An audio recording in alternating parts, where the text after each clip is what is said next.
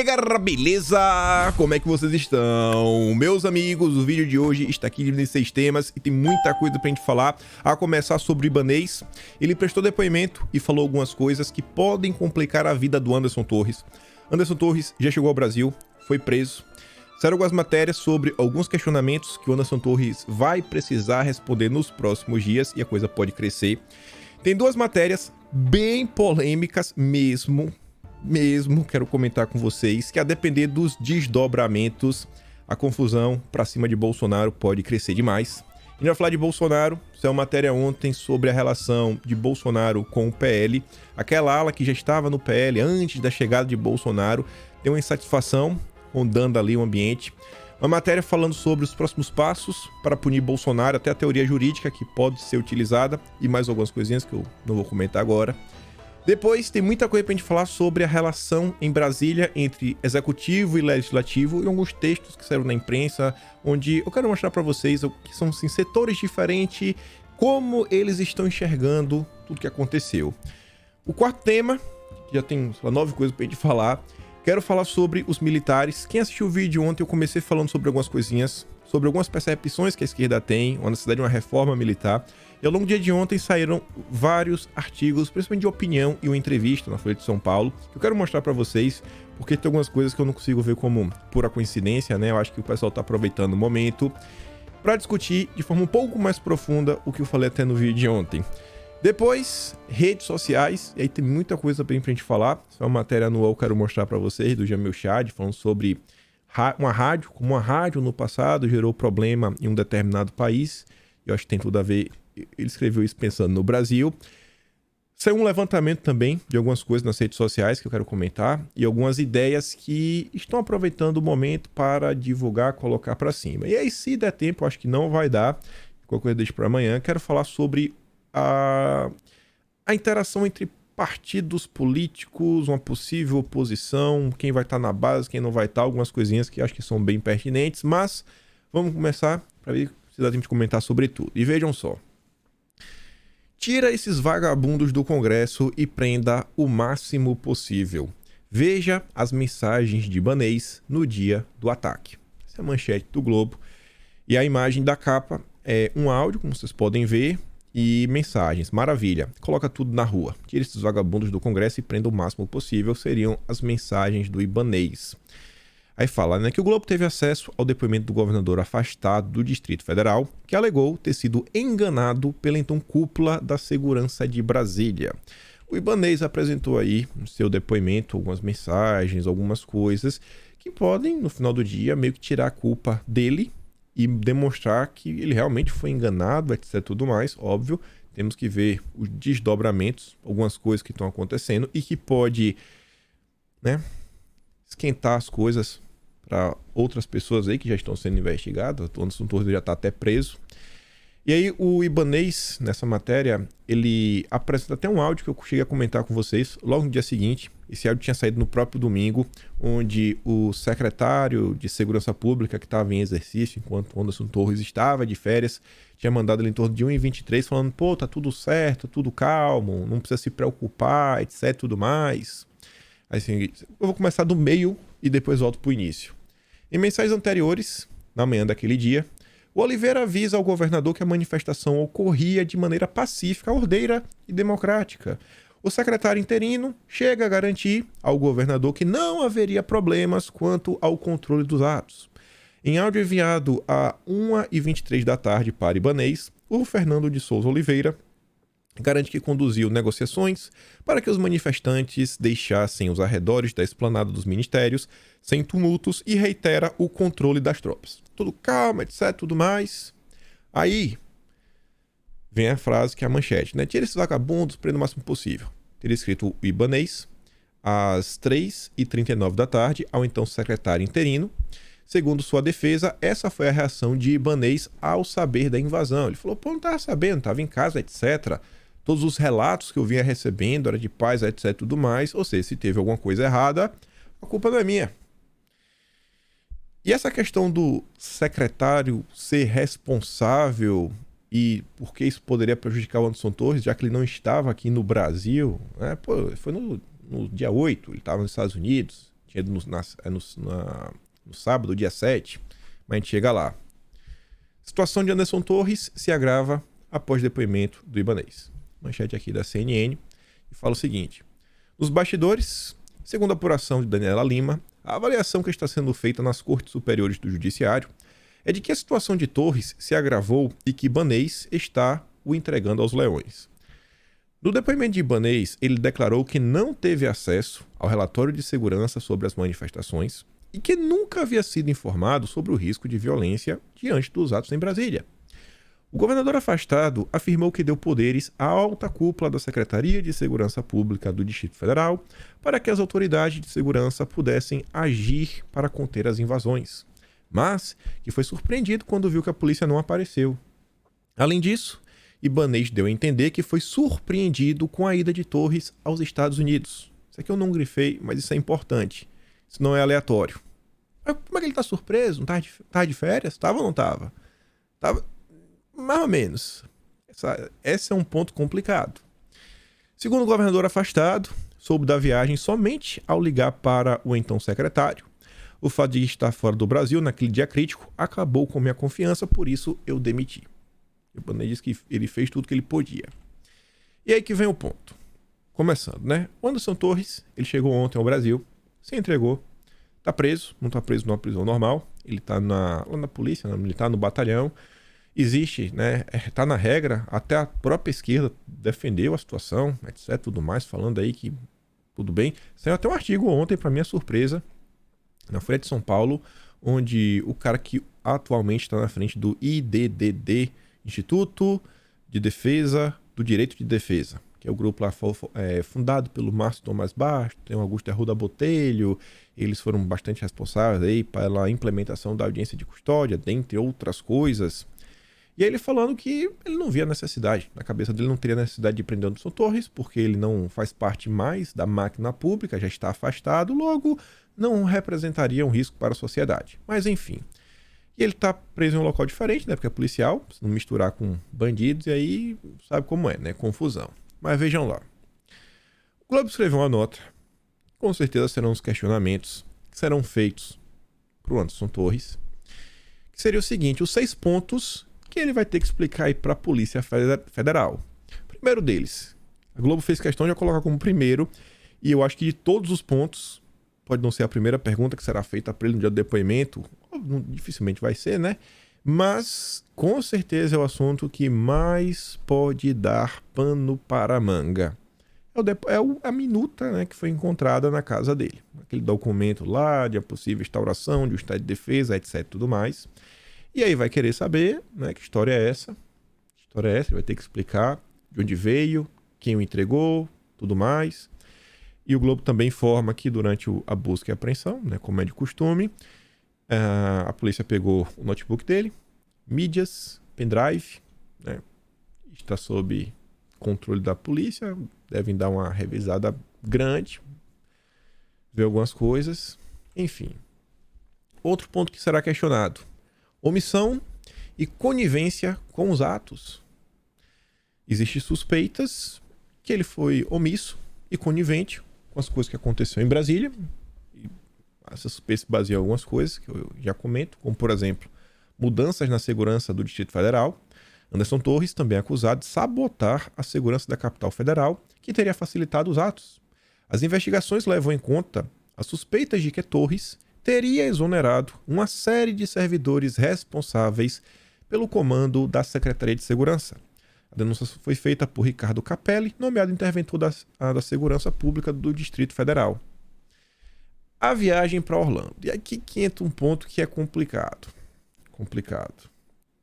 Eu acho que vocês vão entender, por mais complicado que seja, que é o seguinte: diante das suspeitas que pairam sobre o ex-secretário, pesa o fato de Torres não estar a postos. Ele não estava no Brasil no domingo.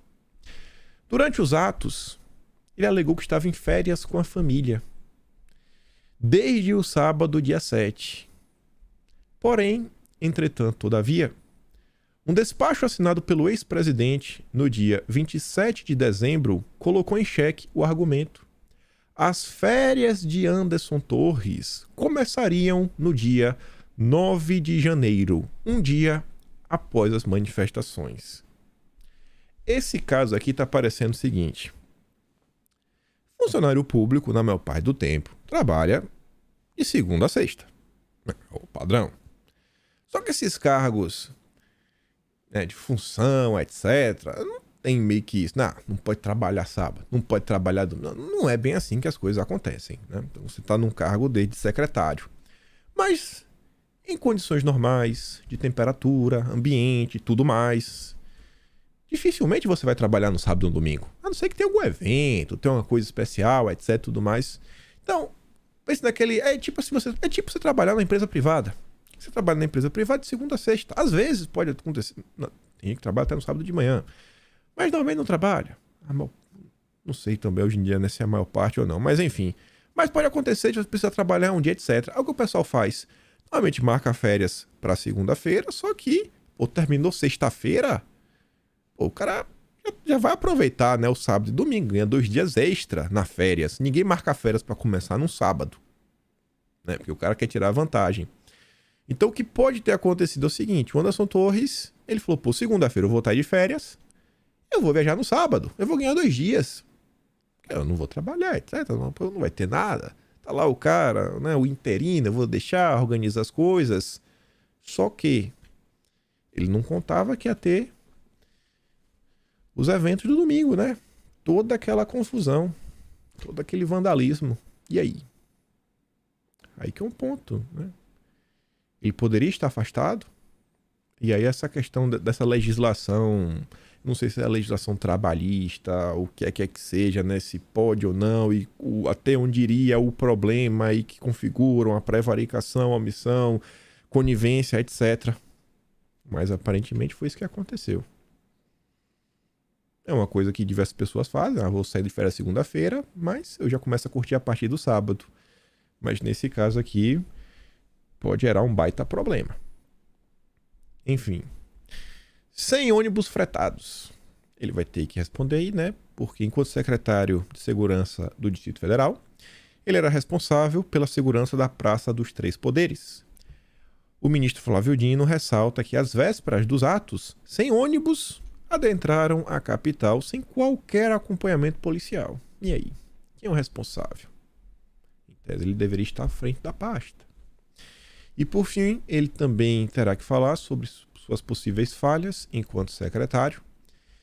E aí disse que uma das falhas seria que ele deveria ter planejado, né, o planejamento do emprego operacional dos órgãos que compõem o Sistema de Segurança Pública do Distrito Federal e do Departamento do Distrito Federal, assim como integrar a ação das forças policiais, o que não teria sido devidamente cumprido.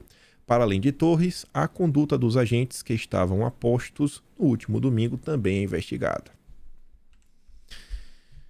Aí veja. Relatório do Distrito Federal alertou o secretário para invasão e atos 2 dias antes. Isso complica ainda mais a vida da turma. E gera questionamentos, né? O pessoal foi avisado que não fizeram nada. Um relatório produzido pelo setor de inteligência da Secretaria de Segurança do Distrito Federal, 2 dias antes, alertou autoridades locais para a possível invasão do órgão e a intenção de prática de atos de violência no domingo. A Folha teve acesso ao documento enviado na sexta-feira, dia 6, ao gabinete do então secretário de Segurança, o Anderson Torres, e é o órgão responsável por planejar atividades operacionais da área. Apesar do aviso, a Polícia Militar não enviou agentes em número suficiente para conter a ação. O relatório de inteligência aponta que a autoridade de segurança do Distrito Federal tinha conhecimento da organização dos atos, das motivações e dos planos dos manifestantes dias antes do ataque, incluindo a possibilidade de depredação. A partir do monitoramento de grupos em aplicativos de mensagens, o documento cita a realização de atos em Brasília dos dias 6 a 8 de janeiro. Deve ter aquele monitoramento que a imprensa andou falando, dos grupos de Telegram e tudo mais. O relatório classifica a convocação dos protestos como alarmante. As divulgações apresentam-se de forma alarmante, dada a afirmação de que a tomada de poder ocorreria principalmente com a invasão ao Congresso Nacional. Esse documento, ele complica ainda mais toda a situação, né? Dia 6, já tinham sido avisados. Aí teve também aquele aceno da BIM, a nível de governo federal. E aí, quem é o culpado? Com certeza, o depoimento do Anderson Torres vai acabar sendo na imprensa. Vai acabar sendo na imprensa. A gente vai ver qual é a versão dele.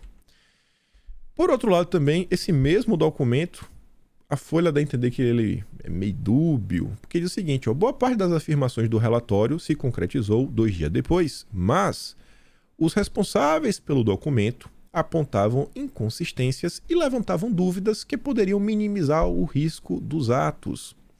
O texto aponta que não havia dados específicos sobre dia, hora, local das mobilizações, incluindo questionamentos sobre o cronograma de deslocamento de ônibus para a capital federal. O relatório aponta ainda que a convocação dos atos e a adesão de público geral poderia ficar comprometida devido ao prazo exíguo de convocação iniciado no dia 3 de janeiro.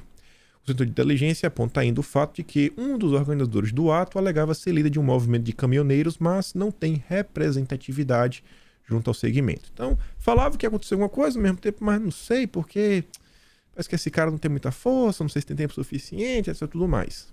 Mas o documento existe. A justiça com certeza vai questionar. E aí agora que tem 2 matérias complicadas. Complicadas mesmo. Essa daqui, ela foi publicada 10 horas da manhã.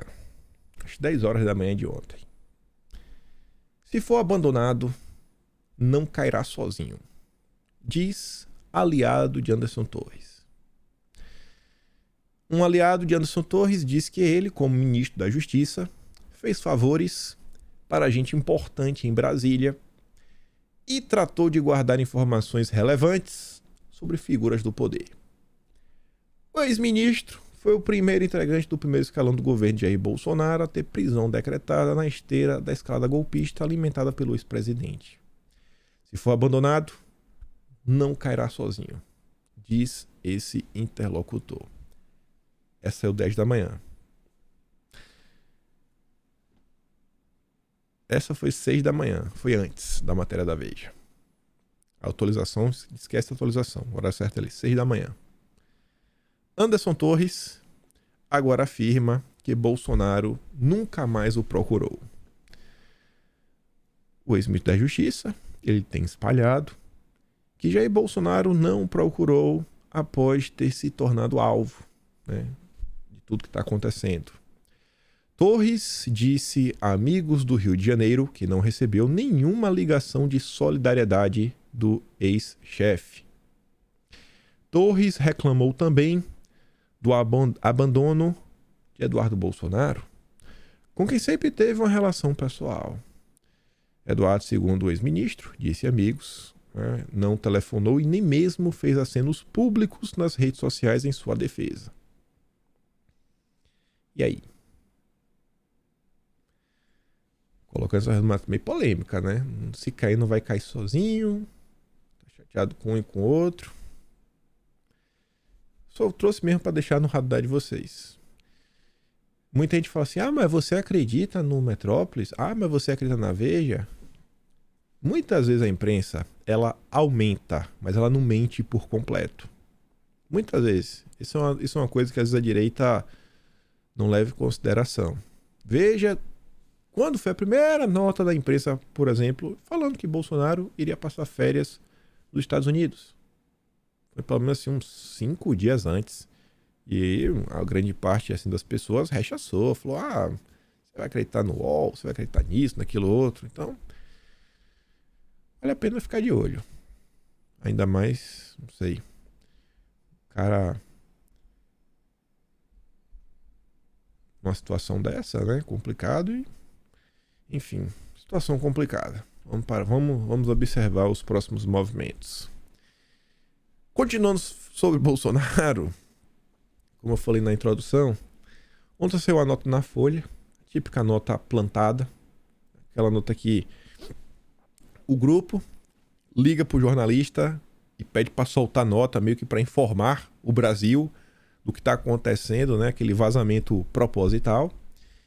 E fala o seguinte, que lideranças do PL, dizem que a ação de Aras pode tornar a permanência de Bolsonaro desconfortável.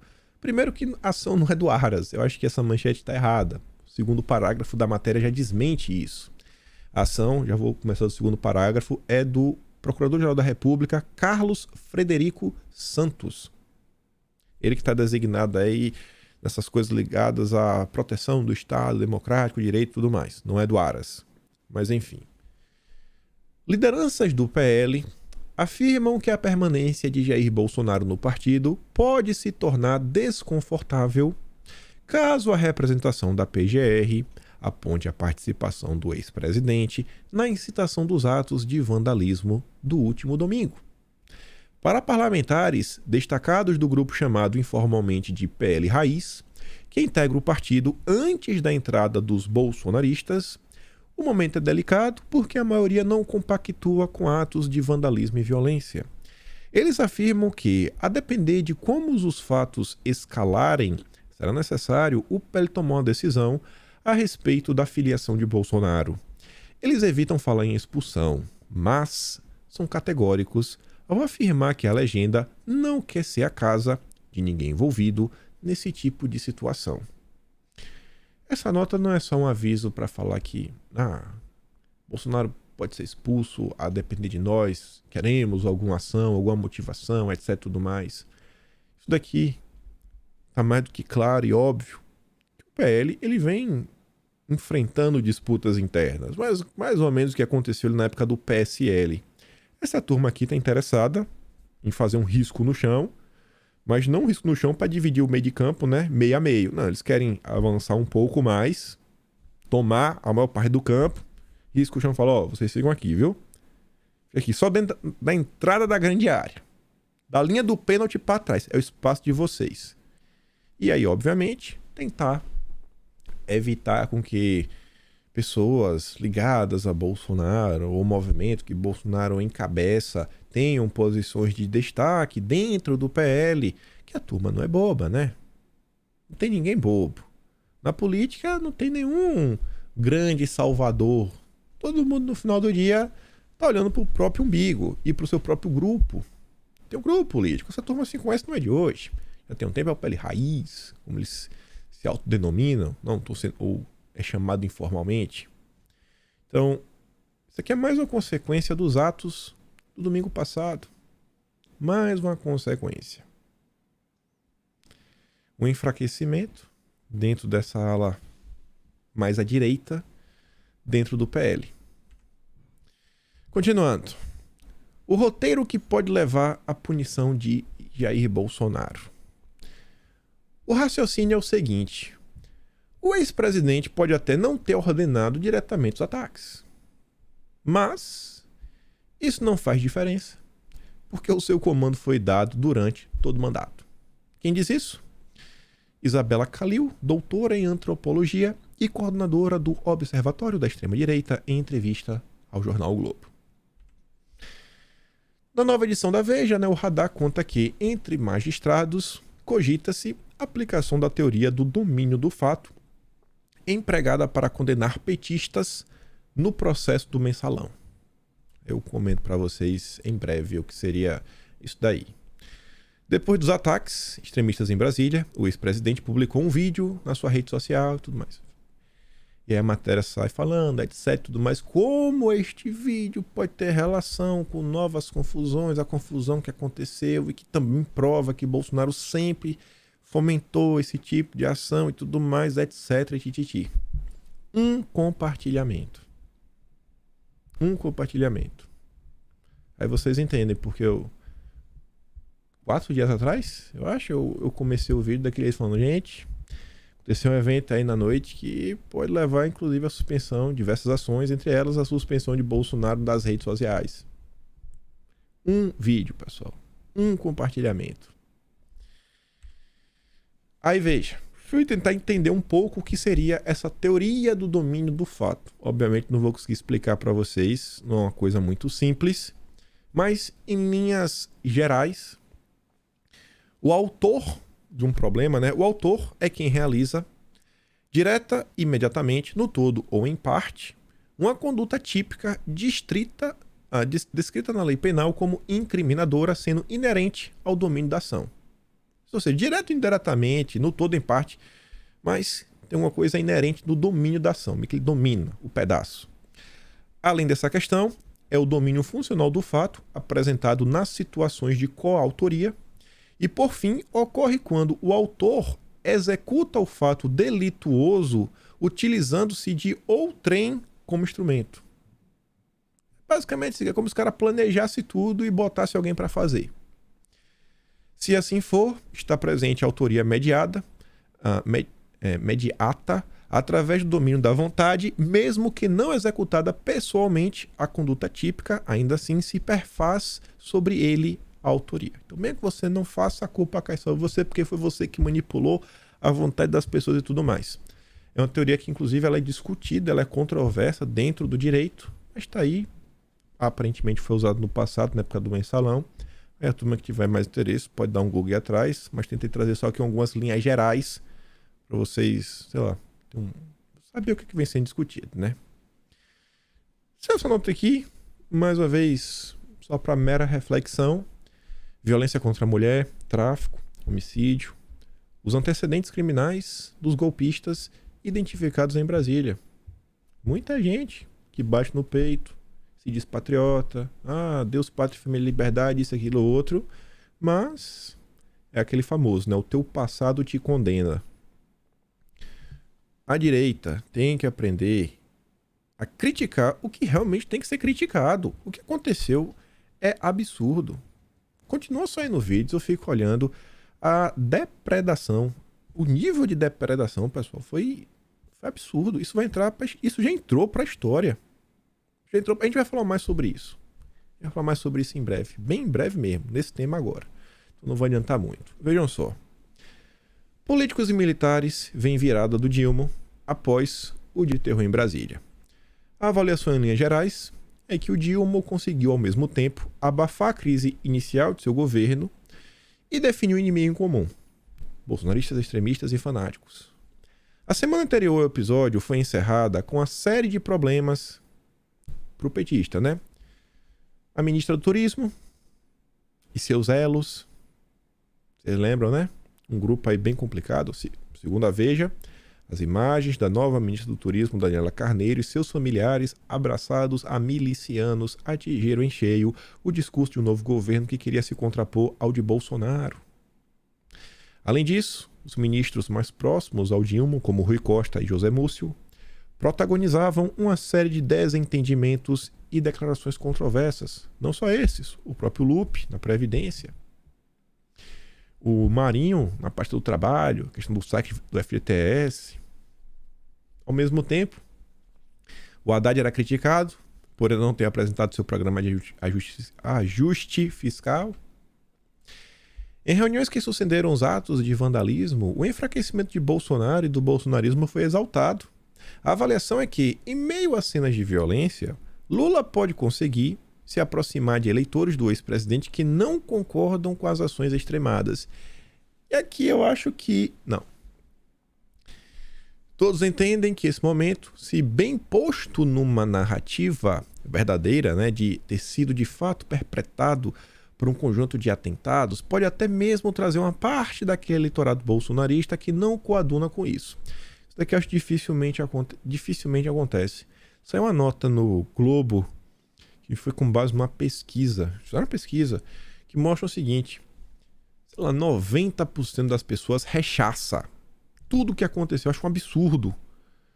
Mas acho que do todo que apoia Bolsonaro, apoiou Bolsonaro, etc., do todo, acho que do 100%, acho que 11% meio que mudaram um pouco a sua percepção. E a turma do Lula fala, pô, o que aqui tá acontecendo, etc, e tudo mais. Só que, independente da turma não esquecer quem é que tá no poder, não esquecer quem é o Lula, quem são os seus amigos, o passado do PT, etc., independente disso, se bem posto numa narrativa verdadeira, eles estão preocupados e a esquerda não vai deixar essa chance passar. Eles vão tentar contar essa história. É importantíssimo contar a história. Contar, relatar. Sabe? Tentar criar alguma coisa. Você vê. Quando passa aí 20 anos e você quer procurar alguma coisa, normalmente você dá um Google. Olha as páginas que aparecem. São sempre páginas ligadas ao mainstream. Sempre. Então, o que eles contam fica. A não ser que, se você não tem pelo menos um livro, alguma coisa, etc, tudo mais, a coisa vai se perdendo. Eu não sou escritor, óbvio. Eu nunca fiz assim um documentário também para contar alguma coisa. Já passou pela minha cabeça, mas tem diversos problemas. Mas tem uma coisa que eu tento colocar, que é a construção da metanarrativa. Eu quero chamar de narrativa, né? A metanarrativa é o que fica no final do dia. Que, por exemplo, teve alguém na direita brasileira que falou mais do Sérgio Moro do que eu. Tem hora que eu tava de saco cheio de mim mesmo. Tinha até meme do cara do que acorda de manhã, no ônibus, no carro, no trabalho, era Moro, Moro, Moro, só que com minha cara. Ele já tava daquele jeito. Mas isso não é aleatório porque, ó, o tempo passa e você pode não lembrar de tudo que eu falei do Moro. Eu sei que me assiste com uma forma assim um pouco mais regular. Você fala, pô, não lembro. Mas dentro de você tem aquele que fala, eu não lembro o que aquele menino falou. Mas eu tenho certeza que o Moro é problemático. Não, pô, o Moro é problemático. Porque na minha cabeça não trafesco, mas ele é problemático. Porque ficou isso. A narrativa, né, a metanarrativa, ela não é construída com, saiu uma nota na imprensa. Não é assim. É um trabalho. Tem determinados assuntos que eu sempre tento buscar informação e ir colocando, e ir agregando, e criando, porque vai criando a metanarrativa. Que chega em determinado momento e pergunto, se alguém te perguntar, sei lá, o que é ESG, às vezes, você lembra que assim, a gente passou basicamente um ano falando sobre isso. Eu falei, em determinado momento tem que ter um dossiê mais específico. Mas eu ia apresentando uma coisinha aqui, uma coisinha lá, falando, isso aqui é a pauta ESG, isso aqui é a agenda ESG, e vai criando.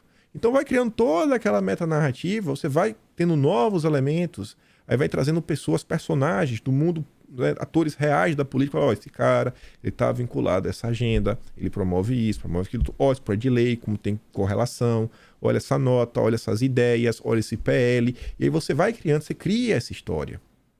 E assim você vai criando movimentos, você vai, né, criando essa metanarrativa e depois que ela toma forma, aí ela anda sozinha. Anda sozinha. A esquerda sabe disso.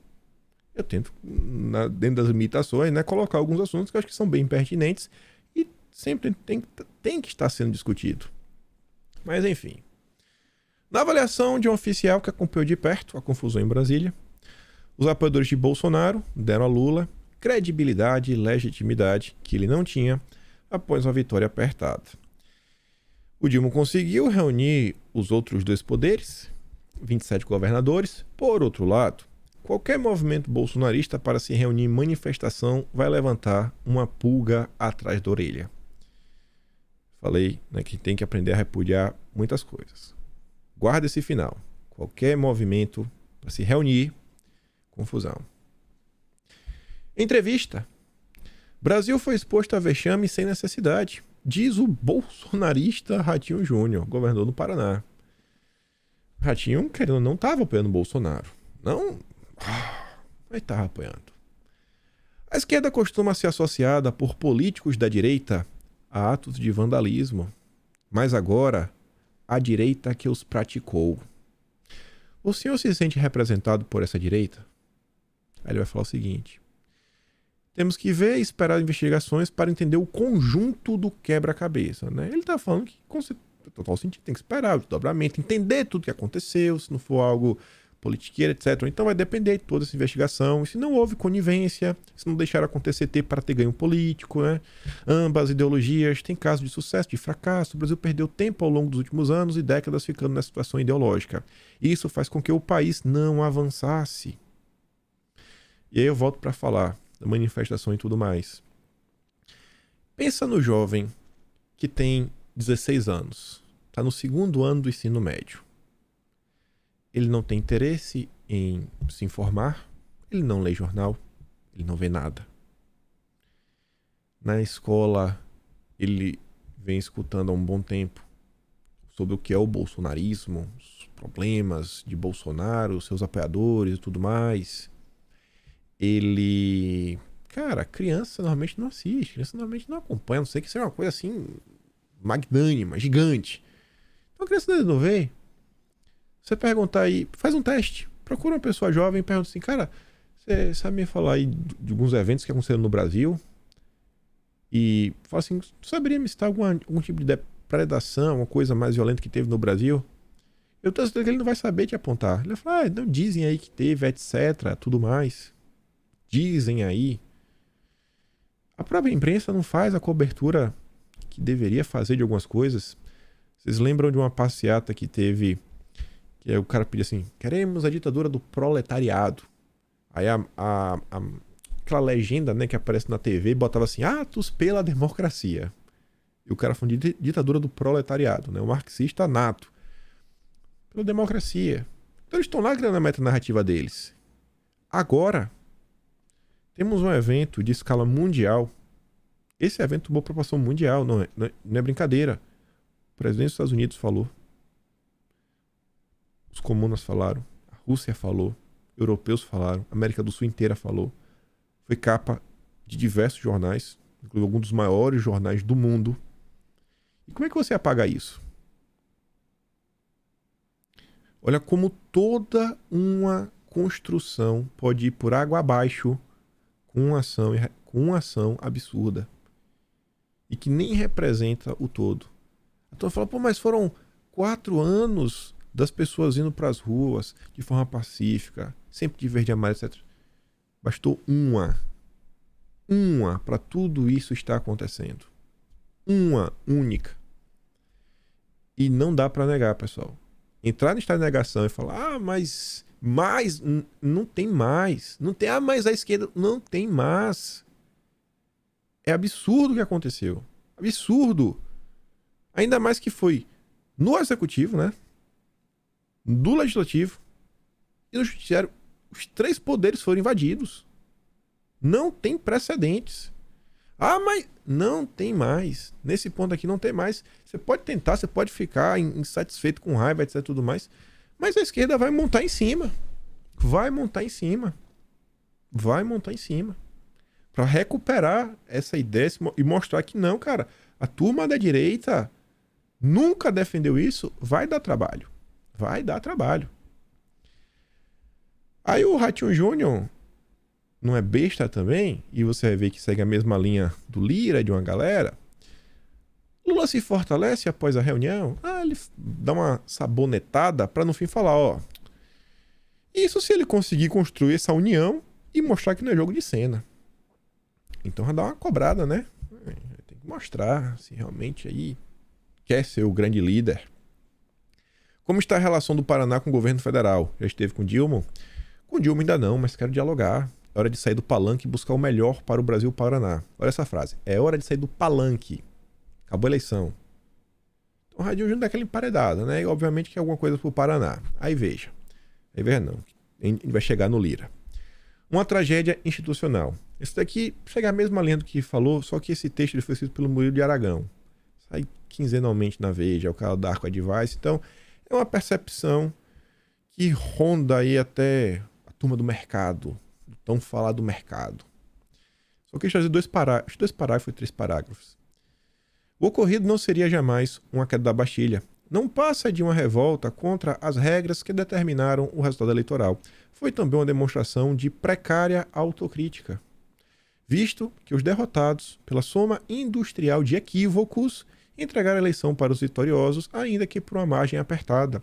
Os inconformados com a derrota deveriam se revoltar contra os aliados que jogaram granadas em policiais, perseguiram pessoas com a ferramenta pelas ruas de São Paulo, dando vazão a discursos lunáticos. Querem queimar o sofá como se ele fosse o culpado pela traição. Tá falando de ninguém aqui, tá falando do Roberto Jefferson, tá falando da Carla Zambelli. Você vê que outros setores estão avisando. A direita que está aí, ela não quer fazer a tão falada autocrítica. Um evento que talvez você ouviu falar.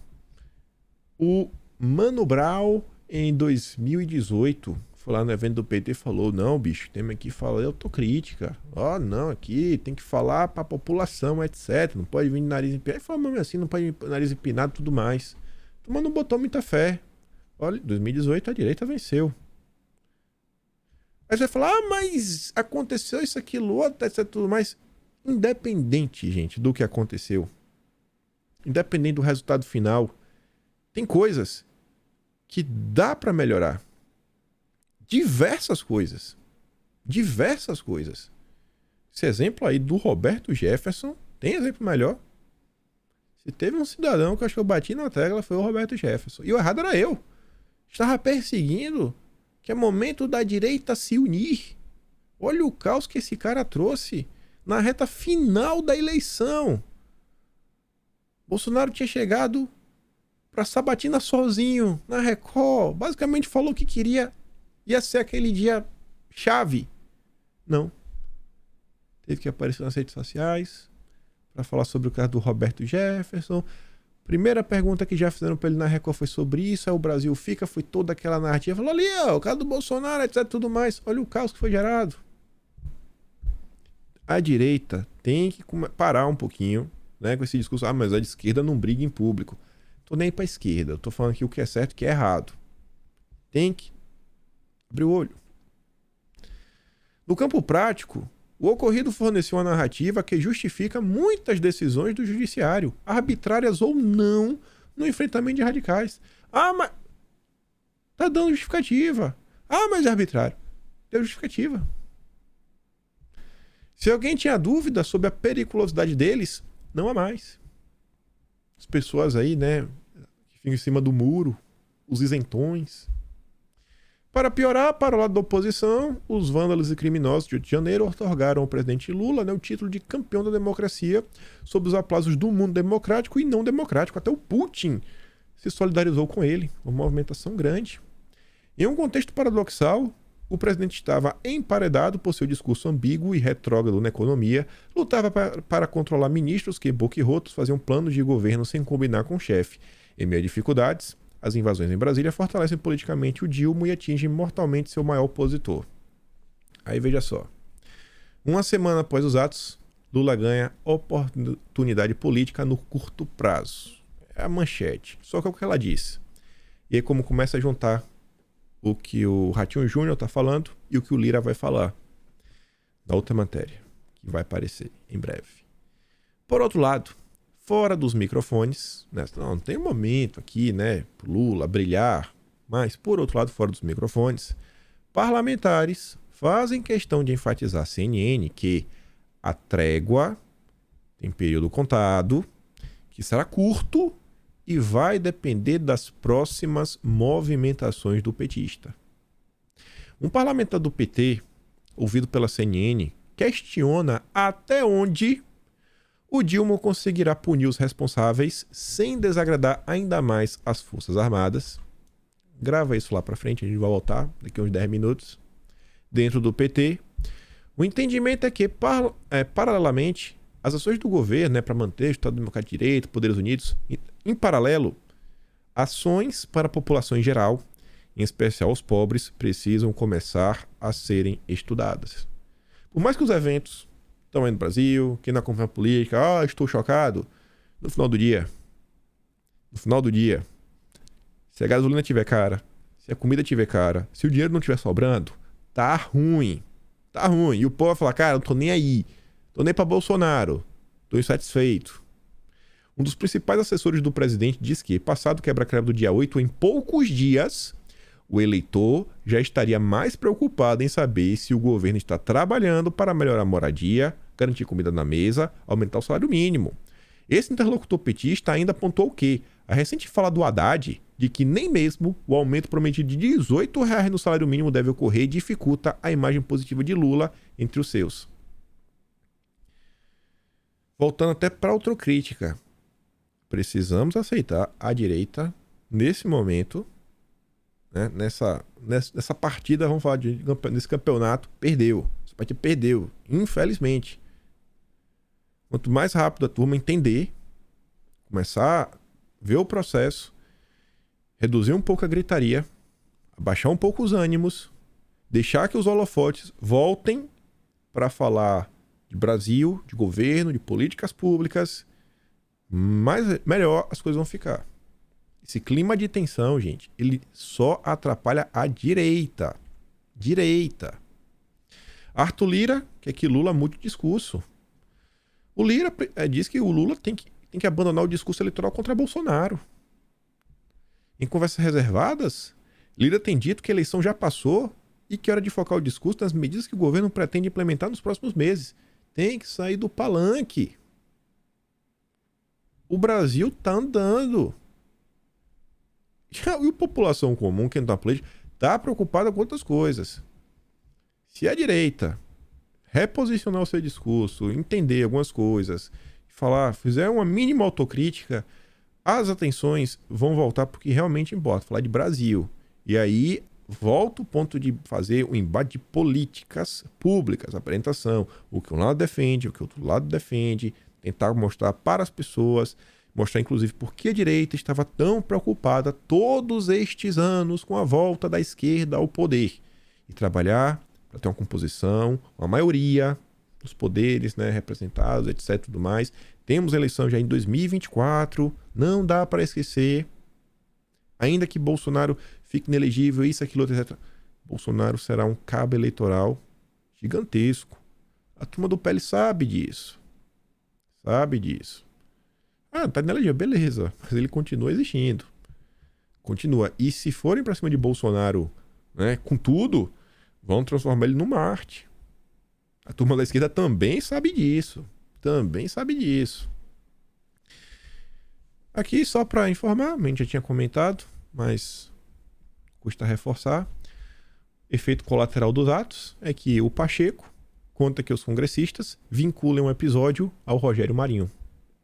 Só que ainda tem muita água para rolar. Hoje é dia 15, tem mais 15 dias. As coisas começaram a mudar. Se o Pacheco colocar os pés pelas mãos, mostrar que ele não está preocupado com o Senado, e sim em agradar o Executivo, ter um projeto próprio de poder, talvez a coisa também possa mudar. Quanto mais rápido a temperatura baixar, melhor para a direita, pior para a esquerda.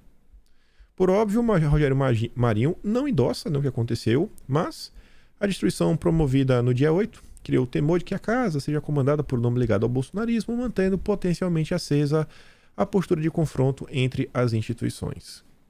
E aí, vamos falar dos militares.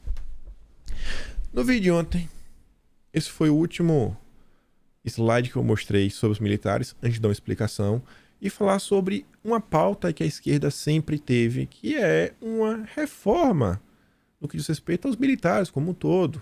No primeiro momento, querem que eles saiam da política, e depois algumas modificações, né?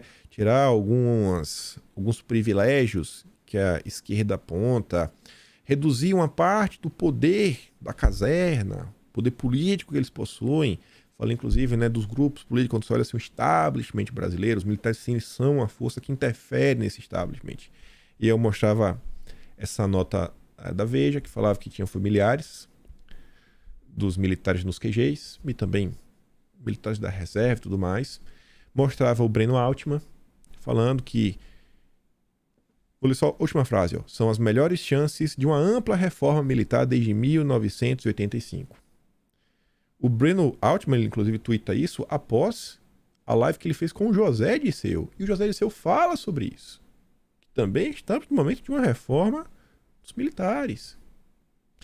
E aí, veja só. O dia de ontem foi marcado por diversos textos de opinião dos mais diversos setores falando sobre a questão dos militares. Mário Sabino era o antagonista. Agora está escrevendo no Metrópolis. E se altos militares da ativa forem coautores da minuta? Ninguém sabe o que é que vai sair do depoimento do Anderson Torres, do que ele vai falar. Eu não faço a mínima ideia, né? Tem gente que deve saber. Eu vou acompanhar o que sai da imprensa. Mas, e se ele falar de militares? O Fabiano fala o seguinte, ó. Há um punhado de militares de alta patente que, a partir de 2022, passou a flertar mais fortemente com a ideia de golpe, na convicção de que Jair Bolsonaro seria vítima, né, de uma confusão nas eleições. Há indícios, não provas, de que o vandalismo na sede dos três poderes teria contado com a benevolência desses integrantes da caserna. O Sabino até cita alguns eventos, etc, tudo mais. Enfim, esse foi um... Revelação da minuta do golpe e advertência às Forças Armadas. Esse aqui foi do Hélio Gaspari. Cara, sei lá, jornalista. Isso é só assim, jornalista padrão grande imprensa. Aí ele fala o seguinte, ó, para os militares, revelação dessa minuta é uma advertência, viu? Permite que vejam com que tipo de gente estariam metidos. Pensem bem em qual lado da história vocês querem estar. Olha o tipo de gente. Aí, numa entrevista mais longa com o Pierro Lerner, esse cara pode falar que ele é um intelectual da esquerda, dá pra falar isso. Ele tá sempre fazendo live, às vezes, com o Rômulo Maia, que é do Duplo Expresso. O Rômulo Maia foi um cara da esquerda que, em 2020, ele resgatou o dossiê do Banestado. Eu deixei ele comentar em vídeo diversas vezes da época. Tem alguns temas que a esquerda acaba debatendo. Eles têm uma tese. Eu já tinha escutado. Ele fala essa tese dele aqui nessa entrevista, a gente vai mostrar. Mas eles têm uma tese que há muitos anos os militares eles tentam criar uma espécie de tutela. Onde eles gostariam de tutelar o governo. Independente do presidente, eles gostariam de ter uma certa tutela sobre o Brasil e sobre as decisões. E o Pierro Lerner, ele faz parte de uma esquerda que não flerta com o globalismo, o progressismo, é um cara um pouco mais raiz, estaria mais próximo ali da turma que eu estou na rede social, esquerda meio PCO, nacionalista, trabalhista, então do PDT. Tá mais ou menos mais próximo dessa galera do que da turma do PSOL, por exemplo. Enfim, ele concedeu uma entrevista, ele tem essa tese, é um antropólogo, professor da Universidade Federal de São Carlos. Comparar ataques em Brasília ao Capitólio oculta dedo de militares. Ele tem total convicção que tem dedo. Para o antropólogo, só não dá para dizer que os militares não tiveram nada a ver com essas eleições. Não dá para falar. Entre as pessoas que protagonizaram os ataques estavam militares da reserva e parentes de militares. Estavam acampados a tempo na frente dos quartéis. Em Brasília, estavam ao lado do Centro de Inteligência do Exército. Aponta o autor de O Brasil no Espectro de uma Guerra Híbrida, né? Que é como também se chama as Revoluções Coloridas. Para ele, o modo de ação de militares é minimizado como um programa que está rodando e a gente não vê, como se fosse uma mão invisível, porque eles produziram algo extremamente vantajoso para si, um laranja, o ex-presidente Jair Bolsonaro, para que absorvesse todos os males. Segundo Lerner, o efeito mais visível desse projeto são os milhares de militares alocados em cargos civis nas instituições de Estado. Mas o mais importante são os atos e decretos dos últimos anos que concentraram controles em órgãos comandados por generais, como o GSI. A gente vai falar do GSI. O desgoverno atual já tomou uma medida em relação ao GSI. Motivados, né, porque agora abriu a abertura com os eventos do domingo. Aí eu quero mostrar só uma pergunta que perguntaram, ele responde. Nos Estados Unidos, as Forças Armadas se opuseram publicamente ao movimento golpista. E por aqui? No Brasil, as forças são agentes operacionais que, de certa forma, estão produzindo esse negócio há anos. Se no dia seguinte ao segundo turno, o comandante do Exército se pronunciasse sobre a lisura e reconhecesse o resultado, uma vez que eles estavam inseridos no processo, ele teria tirado o combustível desse movimento. Em parte, eu tendo até a concordar. Chegasse e falar, não tem, tudo mais. Mas teve um relatório, e vocês sabem dessa novela. Então, essa turma da esquerda, eles batem, assim, juram de pé juntos que o Brasil, esses últimos 4 anos, viveu em parte um governo militar. Tinham mais de 8 mil militares na magra, foram sendo colocados, etc, tudo mais, em determinadas posições-chave, decretos, etc, tudo mais. Aí você vê, Mário Sabino, mostrei, né? Hélio Gaspari, essa esquerda é mais coisa. Aí vê o Pedro Abramovay, esse deveria dispensar apresentações, mas fez parte da equipe de transição. Foi meio que criticado pelo Elias Jabbour, numa live aí com Pepe Escobar, ele já é bom marxista raiz, defende muito lá um país comum, economista, na área do Brasil 247, raiz, esquerda raiz, meio marxista, alinhado a um bloco mais defensor do BRICS e tudo mais, junto com o Pepe Escobar. Reclamou, o Pedro Abramovay é o diretor da Open Society Foundation na América Latina e Caribe, né? Do glorioso Jorge Soros. Ele também veio com a tese que democracia é um regime no qual é irrelevante a opinião das forças sobre qualquer assunto que não seja a defesa nacional. Olha como diversos setores estão se movimentando ao mesmo passo que a imprensa dá vazão, e não teria como ser diferente também, por exemplo, o depoimento do Ibanez, que coloca questionamento em algumas coisas militares, a matéria da Veja que fala, pô, a galera às vezes foi meio benevolente, conivente, porque tinha família lá. Alguns questionamentos que apareceram também sobre o Ministério da Defesa, tentado derrubar o Dino, e a pressão em cima, junto com as falas do Disseu, que é necessária uma reforma. Assuntos, vem desde o pleito. Aquela fala, não, vamos tirar 8 mil militares da máquina. Foi a fala que repercutiu na imprensa na época. O própria nomeação do Múcio entra nisso. Você vê, era uma zona que sempre foi colocada, pô, aqui tá meio tenso, né? Aqui tá meio complicado. A intentona bolsonarista. Olha a manchete. Esse daqui é o Celso de Rocha Barros. Nossa, que é a turma do PSOL, basicamente. Diz antifascista. Só sinta o drama desse texto. Eu quero mostrar nesse texto aqui os comentários. Vale um esclarecimento. Não se tratava de radicais bolsonaristas, porque não faz mais sentido falar de bolsonaristas moderados. Não existe bolsonarista moderado. Sugiro, inclusive, que da próxima vez a direita brasileira busque um movimento que não recorra a papai milico ou mamãe PM sempre que o capitalismo brasileiro travar. Para isso, é preciso que as próprias forças combatam o golpismo em seu meio. Mais um artigo botando o dedo na cara dos militares. É óbvio que é uma parcela grande, forte e honrado nas forças. Se não houvesse, já aí teria conseguido dar seu golpe. E o texto ele segue. Você vê que ele é bastante opinativo. Você deve estar lendo esse texto e falar o quê? Lacrou. Nossa, lacrou, amigão. Que lacrada. Olha o comentário da Maria Lopes. Texto de lavar a lana, né? Era a alma. É o que eu digo. Tua alma não tá suja para alguém precisar lavar a tua alma. O que lava a tua alma? A turma da esquerda, os isentões, pessoas que... Eu tenho certeza que... Cara, eu quero que a turma da esquerda vire de direita no final do dia. É uma tarefa muito difícil. Acho que só se Deus botar a mão. Mas acho que deveria ser um objetivo final da vida. Não, libertar, vem pra direita, vem pro caminho, que é muito melhor. Lavar a alma, ele só repercute dentro da bolha. Mas enfim, é mais um texto que fala das forças. Você vê, eu disse tudo. Como essa direita extremista e parte do Lava Jato não cansava de repetir, nojo. Aí Wilson Kifuri, as forças apresentaram um custo-benefício para o país muito deficitário. Julgam que são reserva moral, etc. Tudo mais. Aí fala do Mourão, Heleno, Braga Neto, Pazuello, etc. Ofertaram com golpe, isso, aquilo, outro. Lugar de militar no quartel e servir ao povo porque tem muitos privilégios. Já existe essa discussão de anos. Mas de anos. Os eventos do domingo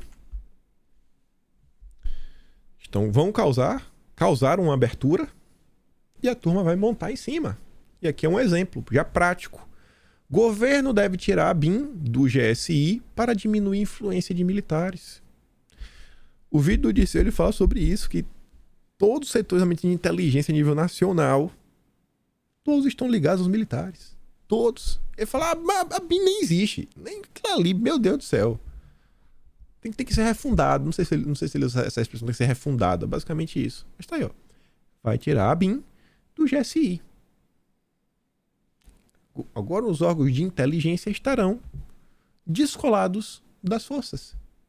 E para você ver, ó, a proposta já contava no relatório sigiloso da equipe de transição, que não divulgaram, mas sofre resistência de uma ala do governo que não quer desagradar as forças.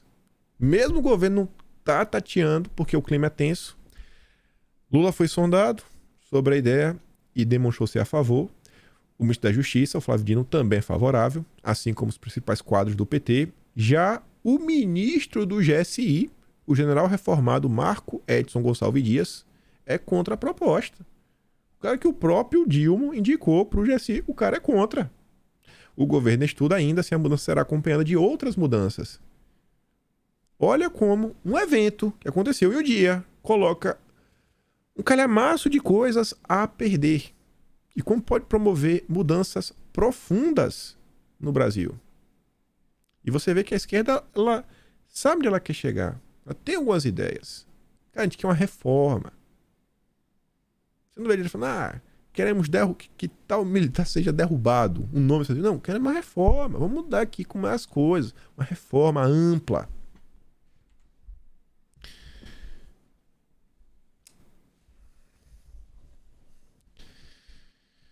Bem rápido isso daqui, porque isso aqui eu também comentei no vídeo ontem, no final, quando eu falar sobre as questões internacionais, tudo que estava acontecendo. Eu trouxe uma postagem do presidente da Índia, falando da questão do Sul-Sul, né, que fala que o Sul tem que ser levado em consideração em uma nova ordem. E eu falava para vocês sobre a questão da multipolaridade, que é uma ideia que a esquerda vem defendendo e tudo mais há um tempo, que prezaria aí pela criação de ampliação, né, do núcleo de poder. Porque para a esquerda hoje, eles batem na tecla que o mundo tem uma força só. Eles consideram Estados Unidos e Europa a única coisa. Eles chamam de imperialismo, ordem unipolar, ou atlanticistas, são os termos que a esquerda usa. Aí você vê o que o Maduro está falando. Ó. Maduro menciona a conversa com Lula e pede criação de bloco latino aliado aos comunas e à Rússia. Alguns setores da esquerda até falam que o BRICS expandido, contra também a presença do Irã, principalmente no futuro Argentina e tudo mais, pode vir a ser o G7 do Oriente. E algumas pessoas na esquerda dizem que isso, inclusive, seria uma das razões dos democratas estarem tão preocupados em trazer algumas pessoas do governo atual para perto, manter, né, coladinho. E isso também estaria ligado à questão da frente ampla. E porque o PT não pode aderir à frente ampla, porque a frente ampla no final do dia seria o PSDB, o que era no passado, e está de joelhos para, né, o tal do sei lá, imperialismo, né, os atlanticistas. Você vê, as movimentações a níveis internacionais seguem se movimentando, assim, na área que eu domino, é geopolítica, muita coisa eu escuto, né, tento ver algumas pessoas falando, e quando faz muito sentido eu vejo a nota e falo, pô, eu vou contar aqui o pessoal, mas não sou especialista na área. As questões de rede social também queria comentar, mas não vai dar tempo de comentar no vídeo de hoje. Me perdoa. Tem muita coisa que eu queria mostrar para vocês. E algumas coisas que estão sendo discutidas com base também no que aconteceu. Mas fico por aqui. A gente comenta disso amanhã. Amanhã também comento sobre essas questões de oposição, que estão sendo criadas. Alguns partidos que já estão falando que não vão fazer parte da base do governo. Outros estão meio que querendo se tornar oposição. Interessante algumas coisas, mas é isso. Aqui estão os links das matérias do vídeo de hoje. E eu fico por aqui. Faz o meu trabalho, passa no meu canal, tem um plano de valeu, tem um peito na descrição. Acima de tudo, compartilhe esse vídeo. E com fé em Deus, eu espero poder estar aqui de volta amanhã. A coisa tá complicada, espero poder você também. E é isso. Aquele grande beijo, abraço, tamo juntos. Valeu, meus amigos. Fui!